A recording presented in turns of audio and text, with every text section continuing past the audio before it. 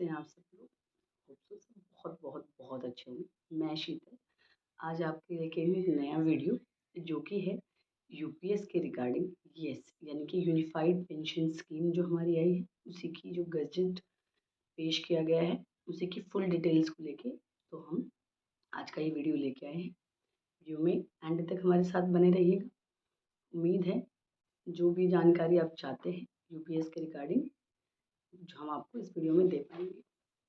तो देखिए आज हम इस वीडियो में क्या क्या देखने वाले हैं। सबसे पहले क्या है जो है एप्लीकेबिलिटी क्या रहने वाली है। देन आपका इनरोलमेंट कैसे कर पाएंगे। फिर जो है क्या प्रैन नंबर के साथ में क्या होने वाला है। देन आपको बेनिफिट्स क्या क्या रहेंगे और बेनिफिट्स के साथ साथ जो आपका पे आउट्स रहेंगे उनके बारे में बात करेंगे। उसके बाद पे आउट्स के साथ में हम सिनेरियो के बेसिस पे देखेंगे एग्जाम्पल्स लेके कि क्या क्या कैलकुलेटेड बेसिस पे हमारा लास्ट में पेमेंट्स रहेगा। तो चलिए फ्रेंड्स शुरू करते हैं हमारा वीडियो। तो सबसे पहले देख लेते हैं एप्लीकेबिलिटी की कौन कौन एप्लीकेबल होगा। सबसे पहले जो ये 1 अप्रैल 2025 से जो है इफेक्ट में आएगा, यानी कि आने वाली 1 तारीख से। देन सेकंड इसमें सिर्फ गवर्नमेंट एम्प्लॉय ही एप्लीकेबल होगा, ये प्राइवेट एम्प्लॉय के लिए नहीं है। देन जो भी कोई नई भर्ती होंगी वो डायरेक्ट यूपीएस में जाएंगी, उनको चॉइस नहीं मिलेगी एनपीएस या किसी और के लिए, वो डायरेक्ट यूपीएस में आएंगी। देन जो भी 31 जो हमारा मार्च है 2025 वहाँ उस दिन भी अगर रिटायर हो रहा है या उस मंथ में रिटायर है तो वो ऑप्ट कर सकते हैं इसको, लेकिन इनकी जो कैलकुलेशन है उनके एनपीएस के अकॉर्डिंग बाद में की जाएगी। देन जो एक इनको जो है आपको चूज़ करने के लिए कितना टाइम मिलेगा। जो ओल्ड एम्प्लॉयज़ हैं उनको चूज़ करने के लिए लगभग 3 महीने, और जो न्यू जॉइनिंग है उसको चूज़ करने के लिए लगभग 1 महीने की पेपर वर्क का टाइम लगेगा। और हाँ, अगर आपने इसको एक बार ऑप्ट कर लिया तो आप इसे लाइफ टाइम चेंज नहीं कर सकते। तो आप जो है ऑप्शन लेने से पहले हमारा वीडियो पूरा देख लीजिएगा या गजट को पूरी अच्छी तरह से पढ़ लीजिएगा। देन एप्लीकेबिलिटी हमारी ख़त्म होती है। देन हम देख लेते हैं कि इसमें इनरोलमेंट जो है कैसे कर पाएंगे लोग। तो देखिए जो भी लोग एनपीएस से यूपीएस में जा रहे हैं उनके लिए जो है आपको डिपार्टमेंट को नोटिफाई करना होगा। अभी 1 अप्रैल के बाद में आपका जो भी डिपार्टमेंट है वहाँ के जो डीडीओ हैं वो आपसे डिमांड करेंगे, आपके जो क्लरिकल स्टाफ है कि मुझे जो है सबकी ऑप्शंस बता दीजिए, सबके ऑप्शन सबने जो चूज़ किए हैं वो बता दीजिए। तो इसके रिगार्डिंग हो सकता है आपसे एप्लीकेशंस लिए जाएँ या और कोई जो इसमें फॉर्म्स हैं पूरे गेज़ेट में आए हैं वो फॉर्म्स फिल कराए जाएँ, उसके बाद वो सारे डीडीओ को ही सबमिट कराए जाएँगे। देन अगर कोई रिटायर्ड चाहता है अपने डिपार्टमेंट से यूपीएस को, तो जो रूल 56 जे कॉलम है उसके अकॉर्डिंग वो फाइल कर सकता है अ, इसके लिए यूपीएस के लिए। ठीक है फ्रेंड्स, अब देख लेते हैं थर्ड नंबर पे हम लोग प्रान का क्या रहेगा। तो जो भी लोग एनपीएस से यूपीएस में चेंज करेंगे उनका जो प्रान है ऑटोमेटिकली यूपीएस सब्सक्राइबर को टैग कर दिया जाएगा, जैसे एनपीएस को पहले टैग किया गया था। देन इसमें जो है जो भी कंट्रीब्यूटर है यानी कि जो भी एम्प्लॉय है वो जाके मंथली अपने प्रान पे अपना जो है कंट्रीब्यूशन यूनिफाइड पेंशन स्कीम के चेक कर पाएगा। ये हमारा थोड़ा फ़ायदा रहने वाला है। देन देखिए फ्रेंड्स इसमें कंट्रीब्यूशंस क्या क्या रहने वाले हैं। इसमें जो हमारा 10% मंथली ऑफ बेसिक पे जो है हमारा डिडक्शंस किया जाएगा, और इसमें जो है गवर्नमेंट इक्वल पे करेगी अमाउंट जो यूपीएस सब्सक्राइबर है उसको हर महीने की 20 तारीख से पहले उसके अकाउंट में वो चला जाएगा। ऐसा ही जैसे एनपीएस पे भी होता था। उसके बाद है ये एक फंड बेस्ड सिस्टम है, यानी कि एम्प्लॉय भी कंट्रीब्यूशन करेगा और एम्प्लॉयर भी कंट्रीब्यूशन करेगा। ठीक है फ्रेंड। देन यूपीएस सब्सक्राइबर जो हैं वो खुद चूज़ कर सकते हैं उनकी इन्वेस्टिंग अथॉरिटीज़, लेकिन सिर्फ उनमें से चूज़ कर सकते हैं जो भी उनका जो डीडीओ है वो लिस्ट आउट करेगा उनके डिपार्टमेंट।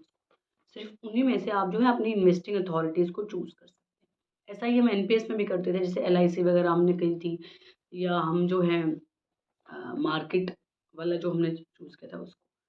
अब देखिए इसमें है आप 100% भी इन्वेस्ट कर सकते हैं अपनी जो भी इन्वेस्टिंग अथॉरिटीज़ हैं उसमें। लेकिन इन्वेस्ट जो है आपको ये जो इन्वेस्टिंग आप है ये 6-6 महीने बाद जो है आप बदल भी सकते हैं। इसके लिए आपको साल में यानी कि 2 बार ऑप्शन मिलेगी, हर 6 महीने में आप इन्वेस्टिंग अथॉरिटी चेंज कर सकते हैं। देन अगर आप 25% कंट्रीब्यूशन इसमें से जाएगा करते हैं तो वो है कंजर्वेटिव लाइफ साइकिल फंड में जाएगा और इसका जो 50% है वो मॉडरेट लाइफ साइकिल फंड में जाएगा।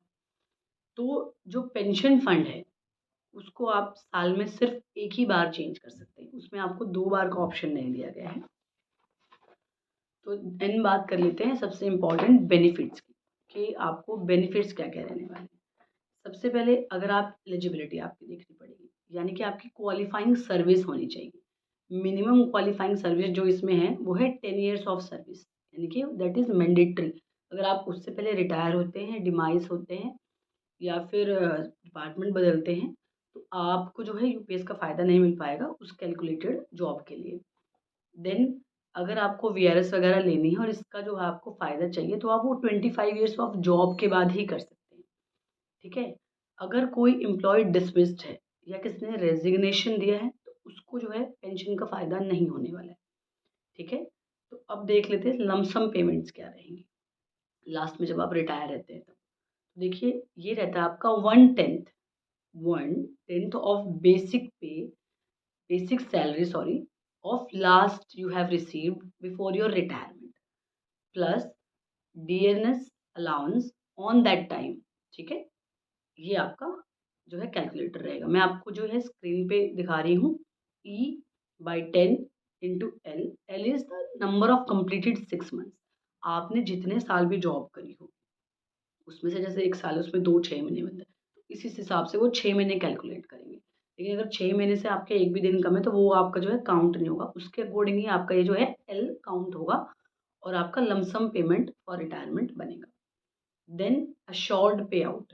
अश्योर्ड पे आउट क्या है, आपको 50% मिलेगा आपके रिटायरमेंट पे, जिसमें क्या आएगा आपका average of last 12 months of your basic pay plus 25 years of qualified service आपकी होनी चाहिए तभी आपको ये मिलेगा। देन आता है आपका मिनिमम गारंटेड पे आउट। ये क्या है कि आपको 10,000 रुपये महीना जो है मिनिमम मिलेगा ही मिलेगा रिटायरमेंट पे, लेकिन तभी मिलेगा आपके 10 साल की सर्विस आपकी होनी चाहिए तभी। देन आता है आपका प्रोपोर्शनेट पे आउट।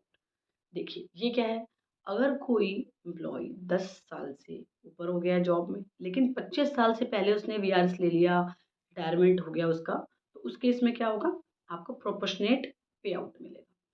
देन एडमिसेबल पे आउट। अब ये क्या है, ये अश्योर्ड पे आउट ही है वैसे तो, लेकिन इसमें जो है आप आपका फाइनल जो विड्रॉल है वो 60% से अगर नीचे है और बेंचमार्क से कम है तो आपको एडमिसेबल पे आउट मिलेगा। देन फैमिली पे आउट क्या होता है, देखिए मान लीजिए किसी एम्प्लॉय की डेथ हो गई, ठीक है?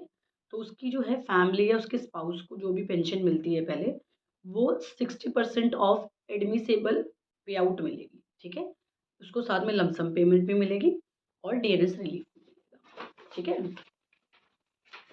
तो अब जो है ये सारी बातें हो गई गज़ट के बारे में जो भी आई हैं। तो एग्ज़ाम्पल्स देख लेते हैं, हम 2 सिनेरियो देखेंगे इसमें। सिनेरियो 1 में हम केस 1 को देखते हैं कि एक एम्प्लॉयी है, जिसने जो है फाइनल विथड्रॉल नहीं लिया है, तो उसका क्या रहेगा? तो उसको जो है मंथली बाद में 22,500 के लगभग मिलेगी पेंशन और एडमिसिबल पे उसको मिलेगा 22,500 plus dearness relief. Then case 2 हम देख लेते हैं। इसमें अगर एम्प्लॉयी ने 60% फाइनल विथड्रॉल ले लिया है, तो मंथली एश्योर्ड आपकी 22,500 ही रहेगी। एडमिशन पे वो आपकी कम हो जाएगी, वो 9,000 प्लस डीआर रह जाएगी। इसके फॉर्मूलाज़ मैं आपको स्क्रीन पे दिखा रही हूँ, आप कैलकुलेट भी कर सकते हैं अपने अकॉर्डिंग। देन केस 3 हम देख लेते हैं, दैट इज़ 40% विथड्रॉल अगर किसी ने लिया है एम्प्लॉयी ने ऑन रिटायरमेंट, तो उसकी मंथली एश्योर्ड वही सेम 22,500 रहेगी, लेकिन उसकी एडमिसिबल पे 13,500 प्लस डीआरएस रिलीफ रह जाएगी। देन अगर केस 4 को देखा जाए, अगर किसी ने सिर्फ 20% ही विथड्रॉल लिया है, तो 20% के केस में आपकी मंथली एश्योर्ड सेम रहेगी यानी कि 22,500 और पर आपकी एडमिसिबल पे आउट कितनी हो जाएगी, 18,000 प्लस आपका डियरनेस रिलीफ जो रहा है उस मंथ का, लास्ट मंथ का। देन अब देख लेते हैं सिनेरियो 2। इसमें क्या है, मान लीजिए 30/5/25 यानी कि 30 मई 2025 को कोई एम्प्लॉय रिटायर हुआ है। उसकी सर्विस जो है 15 साल 11 महीने 12 दिन की हुई है और वो यूपीएस में चला गया था, यानी कि उसने यूपीएस को चूज कर लिया था बिफोर रिटायरमेंट। तो देखिए लगभग उसके कितने मंथ्स हो गए, 191 मंथ्स हो गए हैं सर्विस के, ठीक है। उसके बाद इसके महीने को अगर 12 महीने का एवरेज बेसिक पे of last year of service का निकाला जाए तो वो है 52,894 रुपये, यानी कि 52,894। देन लास्ट मंथ की बेसिक पे इसकी क्या रही है, 53,600। देन इसने पार्शियल विड्रॉल लिया है 1,15,000 का। इसने किया है 60% फाइनल विड्रॉल के लिए ऑप्ट किया है और इसका जो लास्ट का डियरनेस रिलीफ है अकॉर्डिंग टू जैसे 2025 आप देख रहे हैं 56% है। तो देखिए इसका जो है डीएनएस अगर अलाउंस लगाएंगे तो लमसम जो ये बैठेगा 30,016 रुपये बैठेगा 56% के अकॉर्डिंग 53,600 का। तो देखिए इसकी लमसम पे आउट कितनी बनेगी, लगभग बनेगी 2,59,210 रुपीज़। इसको अश्योर्ड पे आउट मिलेगा 16,838 रुपये का। इसको एडमिसेबल पे आउट मिलेगा 6,288 रुपये का। इनका जो डियरनेस अलाउंस रहेगा वो 3,522 रुपये रहेगा और मंथली जो पे आउट बनेगी वो बनेगी आपकी 9,810 रुपये। तो देखिए मैंने जो है आपको पूरा गज़ट के अकॉर्डिंग कैलकुलेट करके भी बता दिया है। होप सो मैं आपकी कुछ ना कुछ हेल्प कर पाई होंगी इट्स यूपीएस जो स्कीम हमारी आने वाली है इसके रिगार्डिंग। तो अन्य किसी जानकारी के लिए आप नीचे हमें कमेंट सेक्शन में कमेंट कर सकते हैं। इसी तरह की वीडियोस के लिए और जानकारी के लिए हमारे चैनल को सब्सक्राइब करें, वीडियो को लाइक करें। Thank you friends, have a good day.